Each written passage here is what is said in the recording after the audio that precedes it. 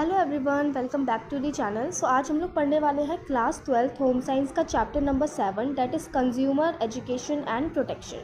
हम इस चैप्टर के मोस्ट 5 रिपीटेड PYQs देखेंगे जो कि लास्ट 5 ईयर्स में हर साल रिपीट हुए हैं, और ये वही क्वेश्चन है जो आपके इस साल भी बोर्ड एग्ज़ाम में 100% आएंगे, और साथ ही आपके mid term exam, pre board exam, इन सब में ये आने वाले हैं। तो चलिए स्टार्ट करते हैं। So start with question number 1, differentiate between a consumer and consumer education. और ये मोस्ट इंपॉर्टेंट है।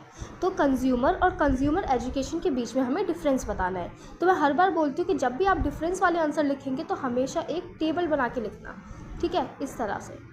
तो हमें बताना है कंज्यूमर क्या होता है और कंज्यूमर एजुकेशन। तो सबसे पहले कंज्यूमर देख लेते हैं। एनीवन हु परचेज गुड्स और hire services for personal use by paying money. ऐसा कोई भी इंसान जो कि सामान खरीद रहा है या कोई सर्विस को हायर कर रहा है, कैसे, पैसे देकर, तो उसको हम कंज्यूमर बोलते हैं। जैसे हम लोग दुकान से कुछ सामान लेकर आते हैं, ठीक है, तो हम लोग कौन हो गए, कंज्यूमर हो गए। या फिर हम लोग जैसे पार्लर में जाते हैं तो वहाँ पे हम लोग पेडिक्योर वगैरह कराते हैं, तो वो हम क्या ले रहे हैं, सर्विसेज ले रहे हैं, ठीक है। तो हम लोग क्या हो गए, कंज्यूमर हो गए। और कैसे ले रहे हैं, पैसे देकर। अब देखते हैं consumer education. Educating buyers about their rights, responsibilities, quality standards and how to protect themself against market exploitation. तो कंज्यूमर एजुकेशन क्या होता है, जो लोग भी सामान खरीद रहे हैं, बायर्स, ठीक है, यानी जो भी कंज्यूमर्स हैं जो कि सामान खरीद रहे हैं, उन्हें क्या करना, एजुकेशन प्रोवाइड करना। क्या प्रोवाइड करना, एजुकेशन प्रोवाइड करना। किसके, कि वो अपने राइट्स समझ सके कि उनके पास कौन कौन से राइट हैं, उनकी क्या क्या रिस्पॉन्सिबिलिटीज़ हैं, ठीक है, क्वालिटी को वो कैसे समझे और ख़ुद को प्रोटेक्ट कैसे करे मार्केट में एक्सप्लॉयटेशन होने से, ठीक है। तो एक्सप्लॉयटेशन, मार्केट एक्सप्लॉयटेशन का क्या मतलब होता है कि बहुत सारे लोग झूठा एडवर्टाइजमेंट करते हैं, गलत चीज़ें बता देते हैं सामान के बारे में, ठीक है, और हम उसे ख़रीद लेते हैं। तो इन सब से प्रोटेक्ट होने की एजुकेशन को ही हम कंज्यूमर एजुकेशन बोलते हैं। Now come to the question number 2, explain any 4 major rights of a consumer under COPRA और CPA यानी कंज्यूमर प्रोटेक्शन एक्ट 2019, और ये 4 टाइम रिपीट हुआ है, ठीक है। तो हमें क्या बताने हैं, 4 राइट्स बताने हैं कंज्यूमर के, सिर्फ 4 राइट्स बताने हैं। और भी राइट होते हैं, आप चाहो तो मैंने एक शॉर्ट ऑलरेडी अपलोड किया हुआ है, वो ज़रूर देख सकते हो, क्योंकि ये वही क्वेश्चन है जो हर बार आता है, पिछले साल भी बोर्ड एग्जाम में आया है, ठीक है। तो इसको अच्छे से देख लेना क्योंकि कंज्यूमर राइट हमेशा आते हैं, ठीक है। तो सबसे पहले हम देखते हैं राइट टू सेफ्टी। तो राइट टू सेफ्टी भी एक क्या है, राइट ऑफ अ कंज्यूमर है। तो राइट टू सेफ्टी में क्या होता है, प्रोटेक्शन अगेंस्ट हैजार्डस प्रोडक्ट और सर्विसेज। तो ये किसके खिलाफ प्रोटेक्शन है, जो भी ख़राब, हैजार्ड वाला यानी मिलावटी सामान है या सर्विस है, उसके खिलाफ। तो हमारे पास एक है राइट टू सेफ्टी। अब आते हैं राइट टू इंफॉर्मेशन। तो राइट टू इन्फॉर्मेशन है full detail about price, quality, quantity and ingredient. यानी हम लोग सामान को लेते वक्त क्या कर सकते हैं, सारी इन्फॉर्मेशन हम प्रोडक्ट की पूछ सकते हैं, समझ सकते हैं, ये हमारा पूरा राइट है। थर्ड आते हैं राइट टू चूज़। तो राइट टू चूज़ में क्या है, freedom to select from a variety of competitive products. जैसे हम किसी मॉल में जाते हैं तो वहाँ पे बहुत सारे प्रोडक्ट्स रखे होते हैं, तो हम फ्रीली, हमें ये फ्रीडम है कि हम जो हमारा पसंद का सामान है हम उसे ले सकते हैं। तो ये हमारे पास है राइट टू चूज़। अब लास्ट आता है राइट टू रीड्रेसल। तो राइट टू रीड्रेसल का मतलब क्या है, बहुत लोग इसे नहीं समझ पाते, तो अब समझ लो।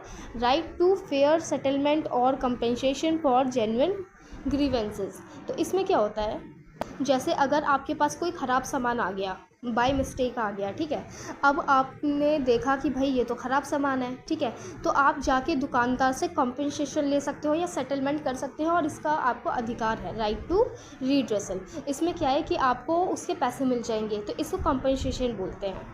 तो इसके बाकी के 2-3 राइट्स और हैं, तो अगर आप उसे भी देख लोगे तो आप पेपर में ना 2-3 नंबर आराम से ले आओगे। तो मैंने ऑलरेडी शॉर्ट अपलोड कर रखा है, आप उसको देख लेना। मैंने एक अलग से ट्रिक के साथ अपलोड किया हुआ है, तो उससे आपको बहुत अच्छे से समझ में आ जाएगा।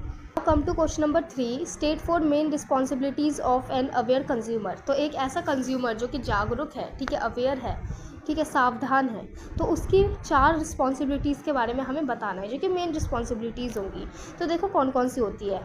Always ask for a cash memo और बिल और वारंटी कार्ड, ठीक है। तो हमेशा क्या मांगो, जब भी आपने कोई सामान ख़रीदा है और आपने पैसे दे दिए, तो उसकी रिसीप्ट मांगो, बिल मांगो या फिर कैश मेमो मांगो, जिस पे लिखा हो कि हाँ भाई हमने इस तारीख को इस सामान के इतने पैसे दिए हैं।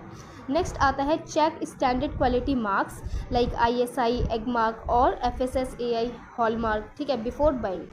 ठीक है। तो जब भी सामान खरीदो उससे पहले ये कुछ क्वालिटी मार्क्स होते हैं जिनको ज़रूर से ज़रूर देख लो, ठीक है, क्योंकि ये सारे मार्क्स ही हमें बताते हैं कि उस प्रोडक्ट की क्वालिटी क्या है, ठीक है। तो इनको चेक कर लो। और ये लास्ट चैप्टर में ये सारे मार्क्स के बारे में हमने बहुत अच्छे से पढ़ा था। Read labels carefully for expiry dates, net weight and safety precautions.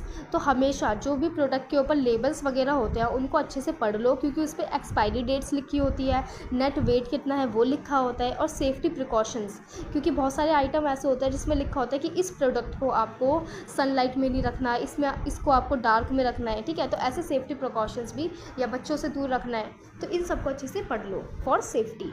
Next आता है file a genuine complaint against adulterated और defective product instead of ignoring it. जैसे तुमने कोई सॉल्ट लिया या फिर तुमने टर्मरिक खरीदी, ठीक है, अब तुमने देखा कि भाई ये तो ख़राब है, मतलब कि अडल्टरेटेड है, यानी उसमें बहुत ज़्यादा मिलावट की हुई है, तो इसको इग्नोर करने की जगह आप क्या कर सकते हो, कंप्लेन कर सकते हो उस प्रोडक्ट की, ठीक है। तो ये भी आपकी रिस्पॉन्सिबिलिटी है।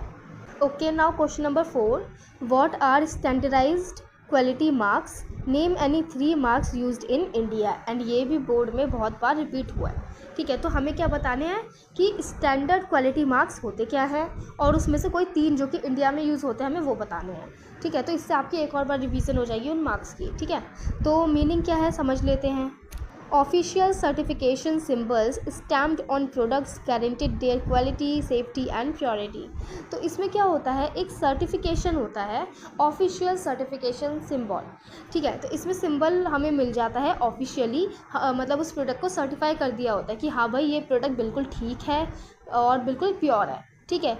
तो क्यों होता है ये, क्वालिटी के लिए, ताकि आप क्वालिटी समझ सको कि हाँ भाई इसकी क्वालिटी अच्छी है, ये प्रोडक्ट सेफ़ है यूज़ करने के लिए, और उसमें प्योरिटी है, ठीक है। अब इसके एग्जांपल देख लेते हैं। जैसे पहला आता है ISI मार्क, ठीक है। तो ये किस लिए होता है, ऐसे समझ लो, आई और ई से इलेक्ट्रिसिटी, तो IE प्रोनाउंसिएशन सेम है ना थोड़ा थोड़ा, तो फिर ऐसे याद रख लो कि ISI किस लिए होता है, इलेक्ट्रिसिटी के लिए होता है, फॉर इलेक्ट्रिकल गुड, यानी कि बिजली से रिलेटेड जो भी सामान है उसके लिए, या फिर LPG सिलेंडर्स के लिए, ठीक है, या फिर प्रोसेस्ड फूड्स के लिए, ठीक है। तो ISI मार्क इनके लिए होता है। Next is egg mark. तो इसमें क्या आ रहा है, AG, ठीक है। AG का मतलब क्या होता है, एग्रीकल्चर, ठीक है, agricultural products like spices, ghee and honey. तो ये किस लिए होता है, जो भी एग्रीकल्चर फार्म वगैरह से रिलेटेड सामान होता है ना, जैसे स्पाइसेस जो हम उगाएं, ठीक है, या घी या हनी, मतलब एकदम जो शुद्ध ऐसी चीज़ें हैं ना एग्रीकल्चर वाली, ये इनके लिए होता है। नेक्स्ट आते हैं हॉलमार्क।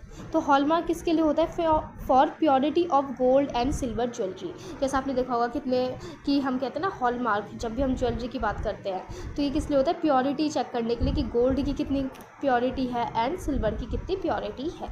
सो आई होप आपको ये सारे सिंबल अच्छे से समझ में आ गए होंगे। Okay, now come to the last question, explain the 3 tier redressal mechanism under consumer protection act. ठीक है, तो कौन से 3 टायर रिड्रेसल मैकेनिज्म थे, ठीक है, जो कि कंज्यूमर प्रोटेक्शन एक्ट के अंदर आते हैं। और ऐसे क्वेश्चन जब भी आते हैं तो वो हमेशा हाई वेटेज में आते हैं, यानी कि ज़्यादा नंबर में आएंगे, ठीक है। तो अब हम इसको एक्सप्लेन करते हैं। सबसे पहले आता है डिस्ट्रिक्ट कमीशन। क्या आता है, डिस्ट्रिक्ट कमीशन आता है। तो डिस्ट्रिक्ट कमीशन में क्या हैंडल करता है, वो क्लेम्स अप टू 1 करोड़, ठीक है, तो 1 करोड़ तक के को वो हैंडल करता है, ठीक है। फिर आता है स्टेट कमीशन। इसमें क्या हैंडल करता है, वो 1 करोड़ से लेके 10 करोड़ तक को वो हैंडल करता है, ठीक है। फिर आता है नेशनल कमीशन, जो कि हैंडल करता है 10 करोड़ से भी ज़्यादा को। तो अब इसको कैसे याद रखोगे, सबसे पहले याद रखो, देखो ये आ गया डिस्ट्रिक्ट, यानी कि सबसे छोटा एरिया, ठीक है। फिर उसके बाद ये आ जाता है स्टेट, यानी उससे थोड़ा सा बड़ी जगह, ठीक है। फिर लास्ट आ जाता है नेशनल, यानी कि पूरे इंडिया या चाइना ऐसे करके, ठीक है, नेशनल लेवल पे। तो ये तीनों क्या हो गए, district commission, state commission and national commission हो गए, जो कि कंज्यूमर प्रोटेक्शन एक्ट के अंदर ये इनका मैकेनिज्म आया था, ठीक है। ओके, सो यहाँ पे हमारे चैप्टर के जितने भी मोस्ट इंपॉर्टेंट क्वेश्चन थे जो आपके एग्ज़ाम में आ सकते हैं वो सब मैंने आपको करा दिए हैं। अब अगर चैप्टर समझ में आ गया हो तो अब हम आगे बढ़ते हैं होमवर्क चैलेंज फॉर टॉपर्स। यानी अगर आपको ये चैप्टर समझ में आ गया तो ये क्वेश्चन भी आप ज़रूर कर दोगे। तो चलो देखते हैं। Which standard quality mark is stamped on gold jewellery to assure its purity. तो गोल्ड ज्वेलरी के लिए कौन सा मार्क होता है, स्टैंडर्ड क्वालिटी मार्क, ठीक है, जो कि अश्योर करता है, बताता है कि इसकी कितनी प्योरिटी है, ठीक है। तो अब आपका टास्क क्या है ये देख लो। आपको क्या करना है, इसका जो भी आंसर है उसको आपको मुझे कमेंट सेशन में लिख के बताना है, और अगर आपका जवाब बिल्कुल सही हुआ तो आपको रिवॉर्ड के तौर पे मेरी तरफ से एक पिन मिलेगा।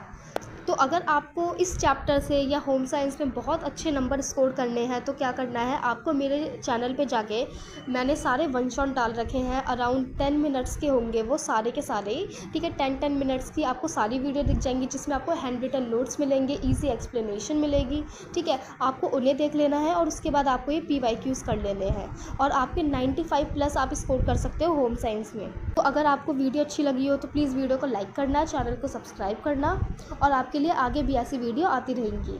Thank you for watching.